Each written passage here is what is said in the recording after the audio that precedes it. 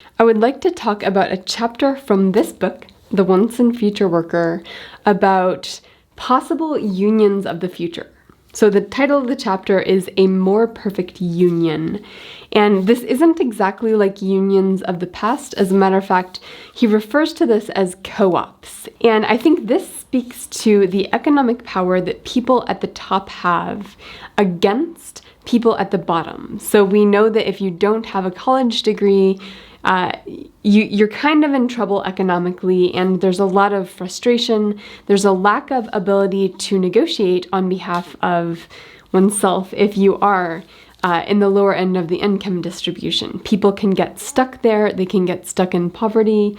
And so the question is, are there ways that people at the bottom can collectively bargain against the people who hold the power economically? And what I really like about this book is its creativity. Now, I don't agree with a lot of things in this book. I don't agree with everything in this chapter I'm talking about, and I will explain that in a minute. But I think we need more people who are willing to put out a creative vision. Pretty much any creative vision is going to have flaws. You can always criticize it, but we need lots of ideas if we're going to construct a viable vision of the future where low-income workers have a role in it, have some power to negotiate their needs. And I appreciate that he's putting out such a vision. So I'm going to explain his vision in this chapter and particularly focus on where is the source of power for low-income, uneducated workers or the working class. And I'm also going to comment on those because I think one of his visions is not really viable and the other might be viable, although would be politically difficult to pull off. First, let me just explain his vision without commenting on it. This is what he lays out. He sees these co-ops as being a place where workers can come to get training in a specific field and to negotiate together collectively against employers. Now, these are going to be different from unions of the past because they're not going to be attached to a specific employer. Rather, they're general co-ops for people in a specific industry. However, like unions of the past, they will elect leadership, and that leadership is going to be responsible for understanding the needs of the population in the co-op and for negotiating those needs against various employers. That's the basic vision. Now, the big question, of course, is how do these co-ops actually get power? Because if you imagine workers coming together now and trying to form this sort of thing, they're not going to be able to negotiate against these big companies like Amazon because Amazon can just get workers who are not in the co-op, not in the union. And he basically proposes two sources of power for the co-ops. The first source of power he proposes is deregulation. The fact that if you come together in a co-op like this, you have the power to negotiate against regulation when you're negotiating with employers. So his two examples he gives are eyewear protection and breaks. We know there's regulations around how the workers have to stay safe, what they have to wear to protect themselves, and how frequently their employer has to give them breaks. Oren Cass is proposing that the leaders of these co-ops can show up at the negotiation table with Amazon and with these other companies and say, hey, we'll get you out of these troublesome regulations. We have the power to do that so that you're not regulated in that way if you give us what we want. So essentially, regulations are used on the bargaining table, and co-ops are the only ways to get out of regulations that essentially protect workers. All right, and that's me explaining his vision of his first source of power. Now I would like to step into the commentary role and tell you, first, with this one, I actually don't think it's a viable source of power for a couple of reasons.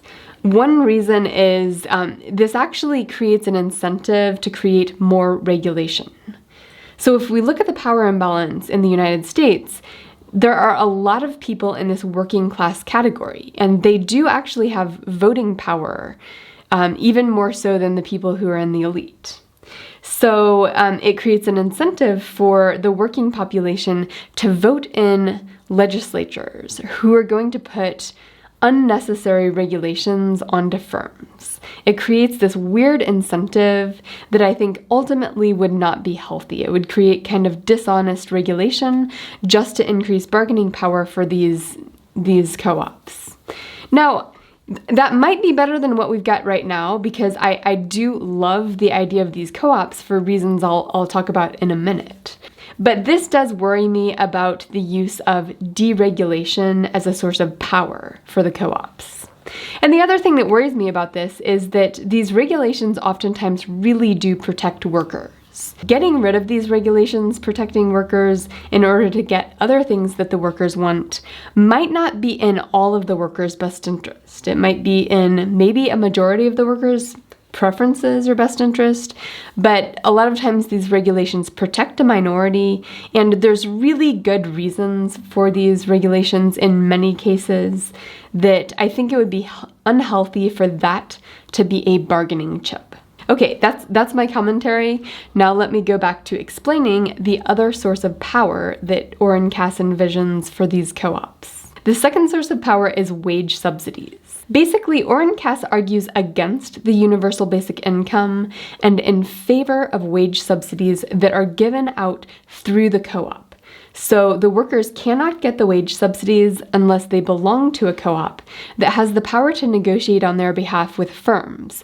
And they can negotiate, of course, for things that are not just wages, but working conditions, time off, all that kind of thing. And employers, of course, they know that their workers get a higher wage if they hire out of co-ops. So this creates an incentive for that mutual relationship between firms and workers. Okay, that's me explaining it. Now I'm going to move over and become a commentator on this one. I actually like this one a lot better than the deregulation one. Now, there's going to be some practical issues with this one that I think could be worked through, but I don't immediately have ways around these, which is I could see embezzlement happening through this system in various ways. Like I could see a group of, say, families coming together and saying, let's be our own co-op and let's babysit for each other and write down that we mowed each other's lawns, whether or not we did, and sort of get the wage subsidy in ways that are not necessarily real work, or maybe not even honestly reported. So not all of that's bad. Like if they're actually babysitting and actually doing yard work for each other, then I think that's probably valid.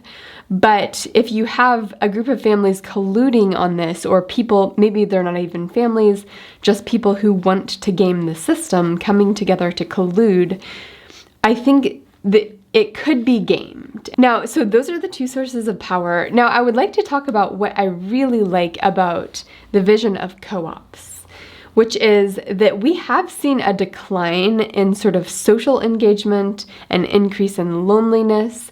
A lot of people don't have strong ties. And I believe in relational infrastructure. If you know people, you have people you can rely on, you have people to learn job skills from. I think that would be incredibly empowering to the working class. So coming up with some way of empowering co-ops of the sort that he's envisioning is something I am absolutely on board with. I also think a lot of the social problems that we have in society are going to be solved well by people who really know personally the people in need and understand their situations, their dilemmas. People in Washington don't understand the real needs of every single community in the country. People on the ground do. And incentivizing and creating structures for those people to come together and support each other and learn from each other and trade skills and build solid relationships with each other, I think that is so hopeful. Like that could be a vision of the future that I think could address some of our problems in more profound ways than passing money through different hands. So I love his creativity on this. I love that he's laying out some ideas. These ideas aren't perfect, just like no idea anyone comes up with is going to be perfect. But I think the people who will contribute most to a positive vision of the future are going to have a higher balance of ideas and visions than critiques.